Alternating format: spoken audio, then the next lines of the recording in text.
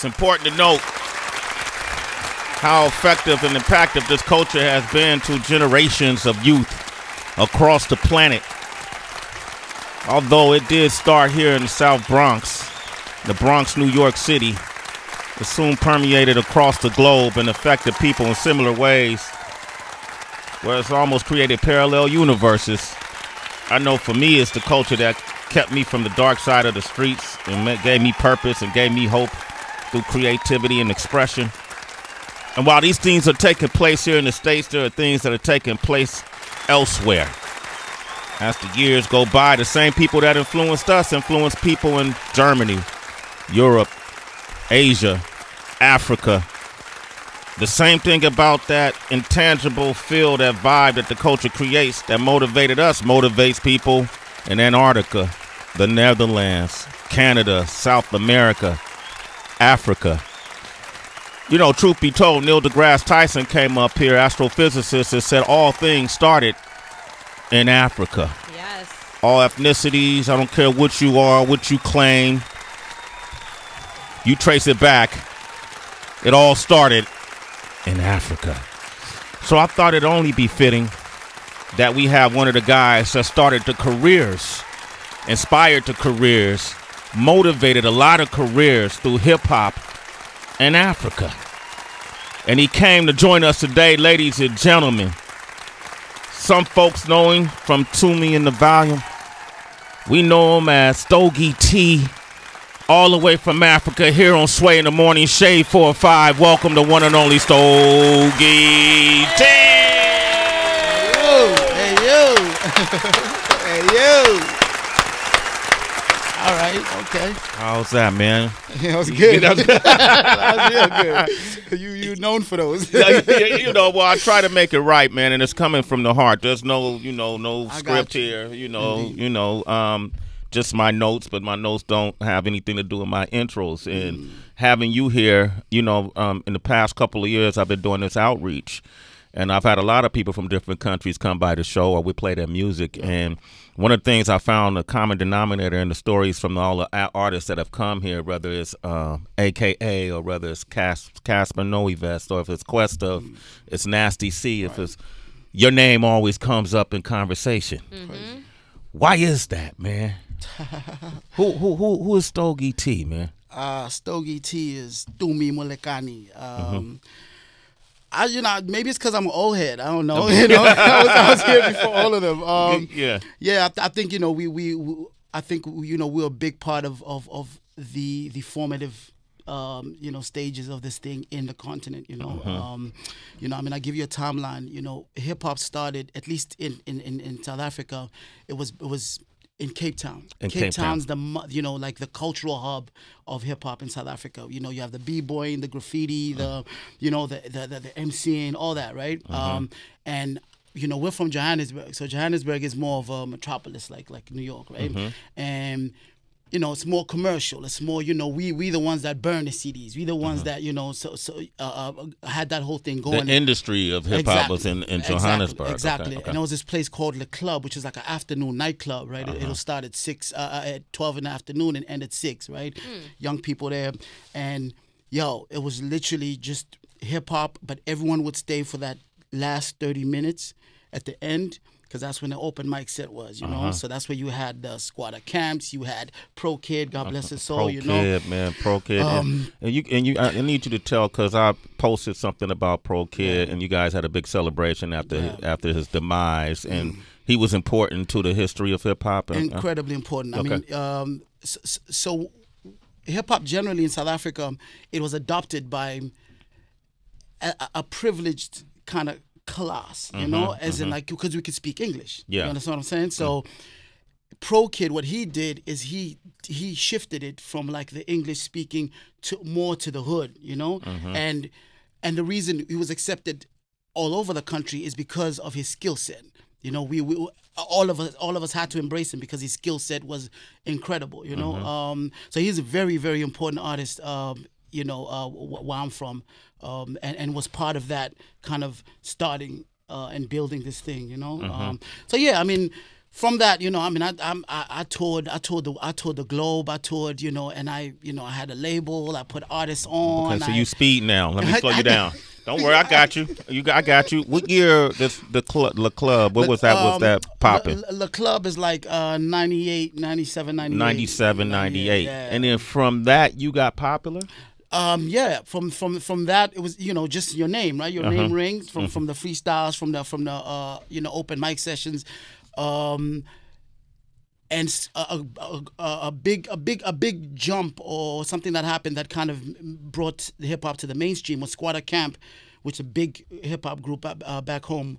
They got signed. They got a major label deal, you know. But at the same time, what was happening is, you started to see this friction with the languages. You started to see this friction. Okay, so the guys who rap in English are not really it's not really homegrown South African, blah, blah, blah, right? And then the guys who rap in local vernacular, they're the authentic, you know, we all came from the same place. But just because of that difference, you started to see this kind of split happen, you know? And that kind of, you know, at the same time, I was touring, you know. I started the band Doom in the Volume, and I was touring in Europe and, you know, North America as well, in Canada and stuff. And so you start spreading it around the world. Yeah. What is your relationship with Casper? Because a lot of folks said that he at one point denied your influence on him, and that it was friction at one point. Right. Was that what's the relationship? What's the history? That's a lot of misunderstandings. So when Casper was starting, you know, I had a compilation that I put him on. You know, he was definitely, he's a product of Double HP. God bless his soul as well. Who you know, who recently passed. He's definitely comes from that Motswako lineage. But you know, I had worked with him when they were younger. Now, I would never claim anyone's success, even if I have worked with you. Yeah. And you know, I would never claim that, because you know, you have to prove, right? You have to do the work yourself.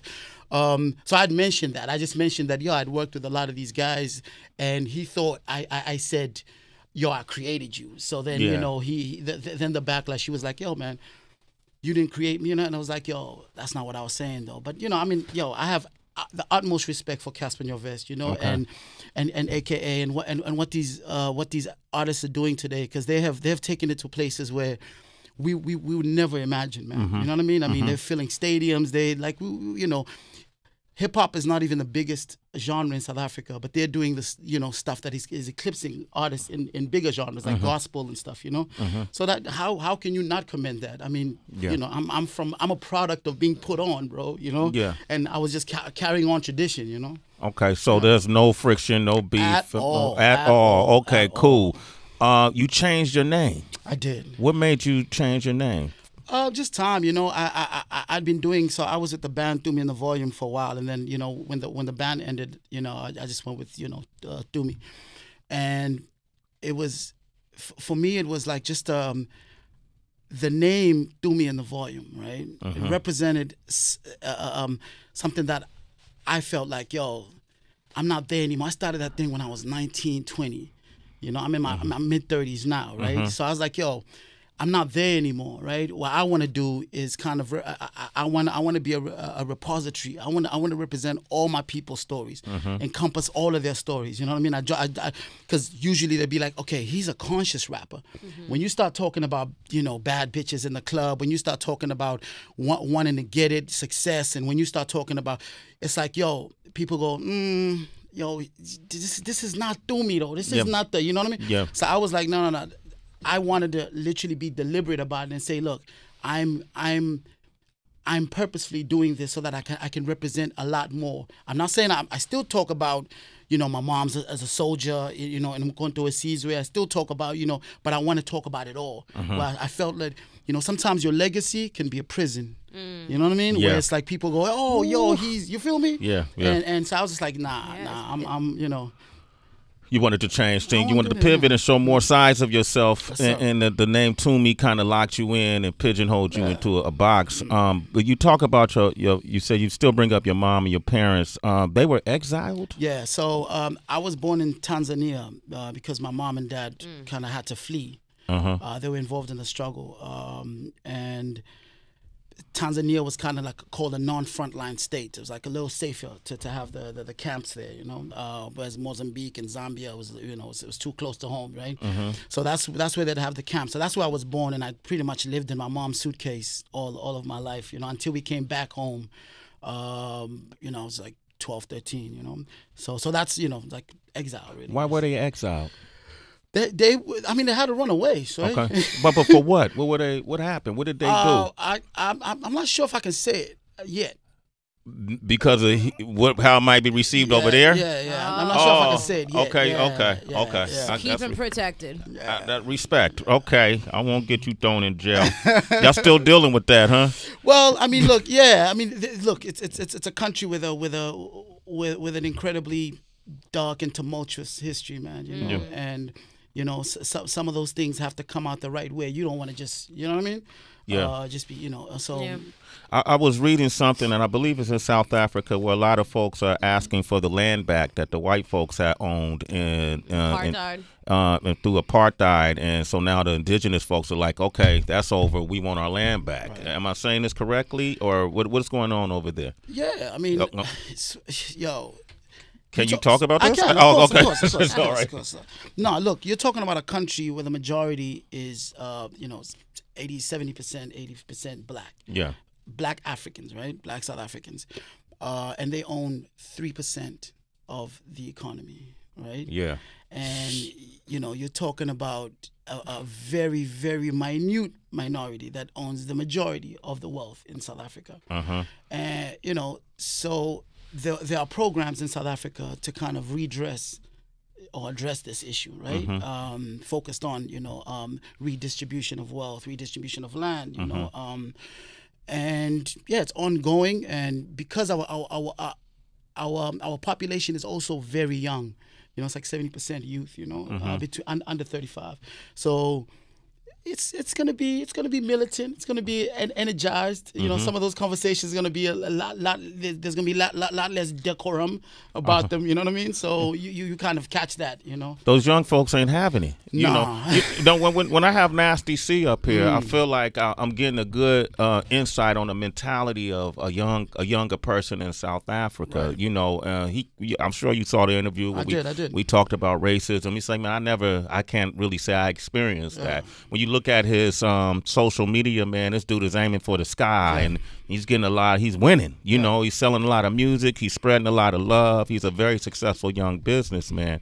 What are your thoughts about how you seeing the hip hop scene, the genre, advance and grow now in South Africa as opposed to 1998 or 2006? Yeah, incredibly fascinating. I think that, you know, when I was traveling, you know, earlier on, it was like, yo, what you were starting to see is people expected, because you're from South Africa, people expected you to have some kind of message. People expected you to talk about the political situation, you know.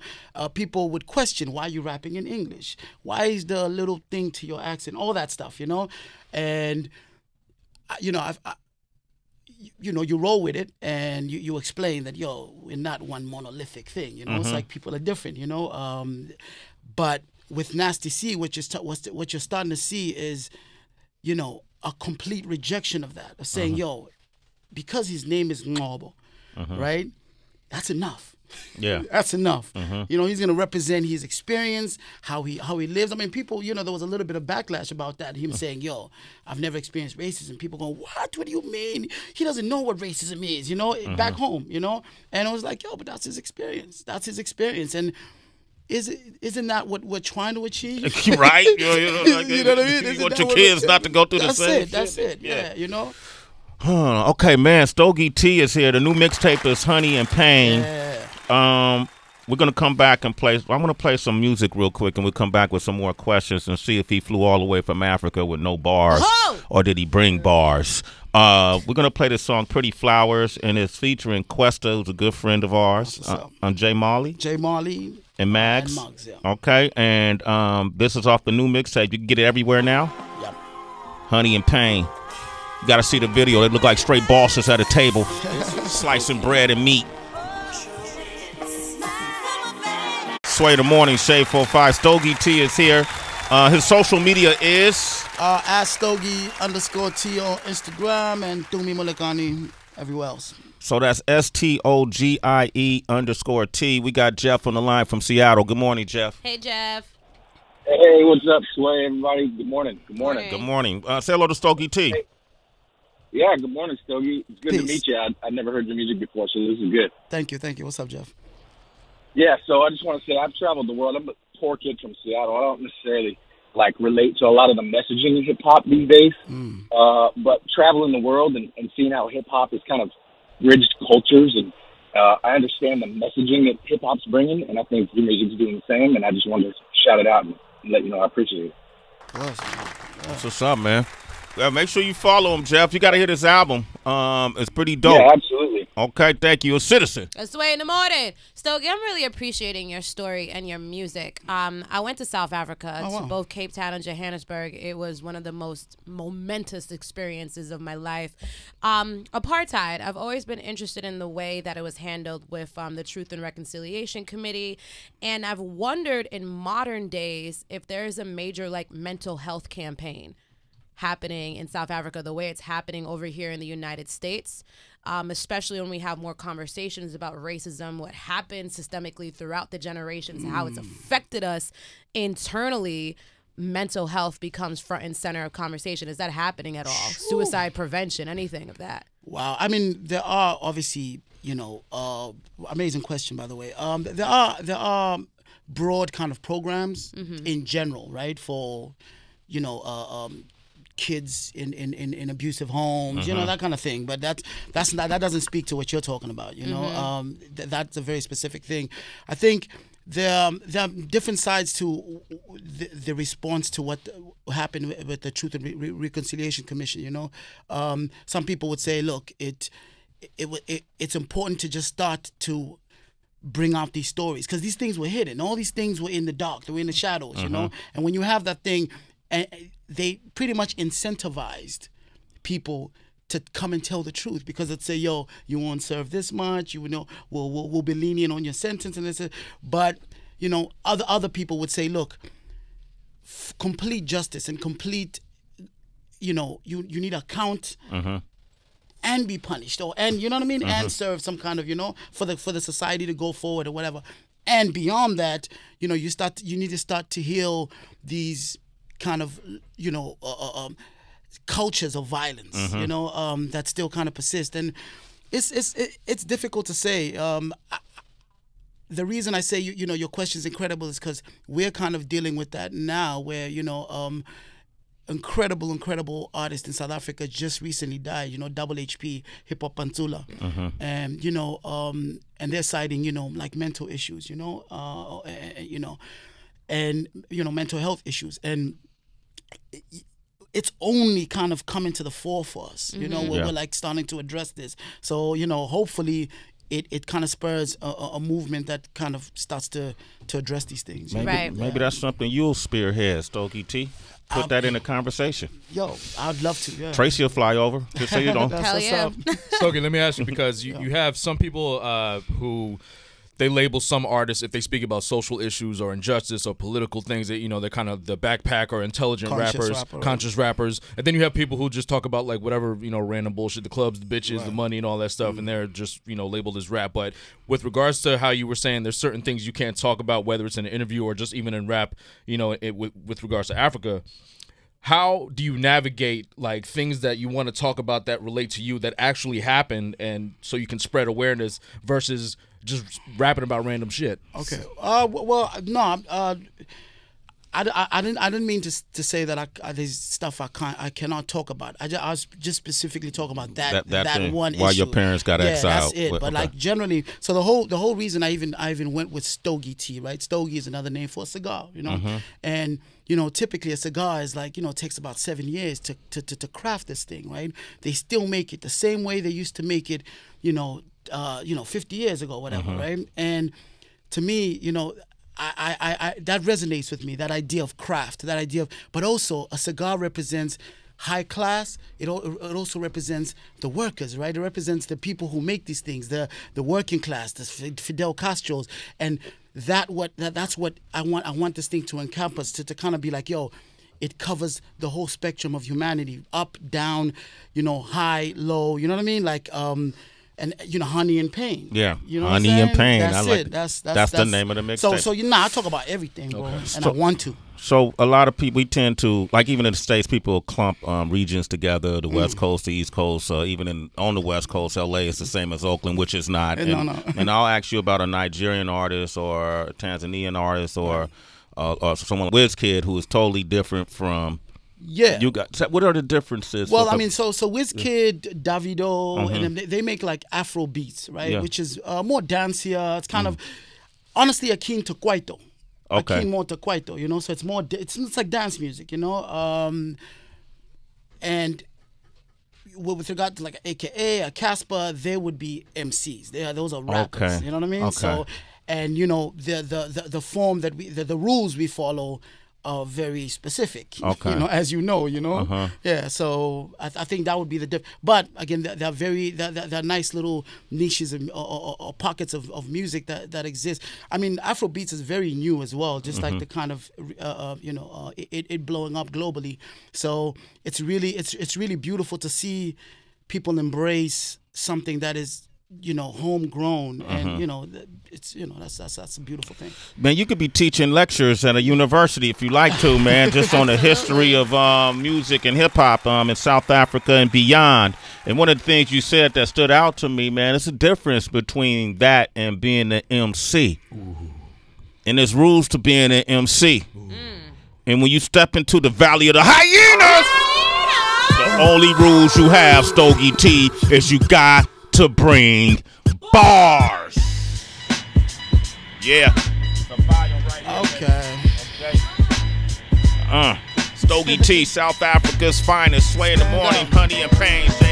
There ain't a French bottle, we ain't pop. A fresh article, we ain't cop. Ben's top that we ain't dropped. And dress model, we ain't knocked. Festival, we ain't rock. Destined to beat us high to the best of my knowledge. Rest of the marriage, that's saying a lot. But if you taking stock and you don't save a spot for the forsaken lot, from the bacon heart, land of the slavers dark, that's your prerogative. We polar opposites. I'm from that continent of poverty and long walk accomplishments, where former heroes give birth to spoiled rotten kids. The opulent meet the poor, cleaning their offices. We push rocket ships like Elon Musk. Charge the whip, but still stuck in shit, cause we don't got a pot to piss in. Say God forgives as you give the church half your shit. I'm bugging still, we can tell a pastor from a pimp. It's Roman Catholic, it's Anglican, it's African tribesmen, migrants. Shit, it's masked men kidnapping kids. I say South Africa, you think Trevor, I think Nelson. It's half apparent you getting mixed messages. Hey, I say Nigeria, you think fella, I think Delta. It's past and present, blurry as an impressionist way. I put your certified hyenas in elephant graves. I'm punching way above the ceiling you said is the grade. This is the red letter day. Show them how a vet is made. Last time somebody skipped this file, David Blaine. These ready-made superstars with tattoos and scars. And you think they can save face with a few bars? They lukewarm, I'm in true form. 38 like Jordan in Utah, killing them with the flu shot. Struce God, that means trust me, I'm nutty as RuPaul. But I wear out a pussy like King Jaffe in New York. What could you do, bro? When I promise you all the smoke, I am so Calvin Brodus to Snoop Dogg. This is the diary of a madman who should have been stamped champ, but I wrote above their heads like Anne Frank. Fam, I'm a giant amongst ants, like the tyrant from Baghdad who's saying I can't hang on camera. Grew up with hammers, M16 hammers, no dancers, miss me with MC Hammer. I'm a cool G rap alumni, these my handlers. The Kufi Nas from NY, Jesus Medallion, reading Langston Hughes, El Haj Malik Shabazz and them shit. In the pocket like the Audubon assassin. They gon' photograph an African prototype of a starving kid, but not show you the royal blue Aston Martin whip. It's complicated. And fuck vibranium, educate them. We got ghettos too, and they orange juice concentrated. But Bo Brady said be measured in your actions. Give him honey and pain, happiness and the anguish. Like when Tony got the flooded rollie and we called it hope. For all the times the Popo had my folks against the ropes. For all the times he drove a shorty out to Mary Stopes. And all the ones we almost broke, but still be calling hoes. They fall for men who end up teaching them the rope of dope. These the broken homes we from. It ain't sweet like it's marijuana, leave highs like Maradona sniff white. Strangled by a short leash, my mama hold her fist tight. Tell a bigot he can sucking liquor piss pipe, cause we gon' get that level up and win in this life. Hey, I'm from the real South, not the fried catfish killer Mike. I mean that township, real South, where blacks go through hardship like a round trip flight. It's batshit backwards for the wrong skin type, and I am disliked, but I don't give too many fucks. When they set the bar, I look back and tell them where it was. This shit ain't for everyone. Second cousin and aunt taking the dump on our culture for a radio chart. Hey, but I ain't mad at you. Might even dance to it, and half the world can watch me Thanos snap to it. Rest in peace, Pro Kid. Rest in peace, Double HP. Rest in peace, Relative Padella. Rest in peace, Ben Sharper. Stogie fucking T. Oh my God! Oh my God!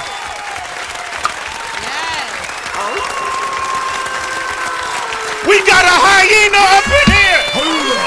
International style. Oh, shit. We got a hyena up in here. Absolutely. He said, fuck vibranium. And they really got hyenas in Africa. Oh, shit. You didn't like the Black Panther movie? I loved it. I loved it. Okay. Of course I did. Rest in peace, Stan Lee, man. Okay, you know? okay. Yeah, and the Thanos reference. That was Wow, damn, man. Shit. We got Executive from Chicago on the line. What you want to say, Executive One? That was really good. Bruh, Sway.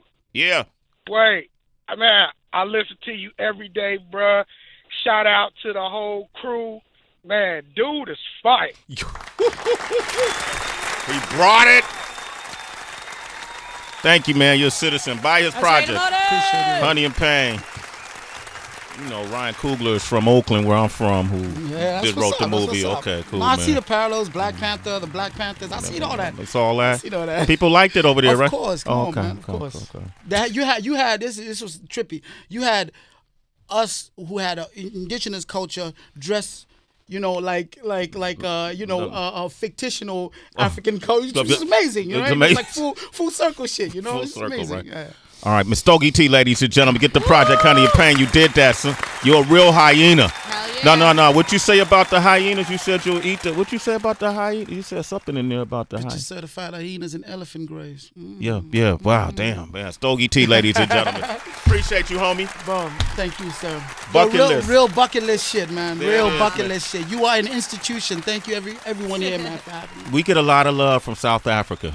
Yo, it's warranted, man. It's warranted. Tell them we love you back. Well, I'm coming home soon. I'm gonna be over there soon. That's so what's up. I got family from Tanzania. But I never been. That's crazy. I was born in Tanzania. I know. So when we go, you gotta walk me to. You gotta walk me to the community.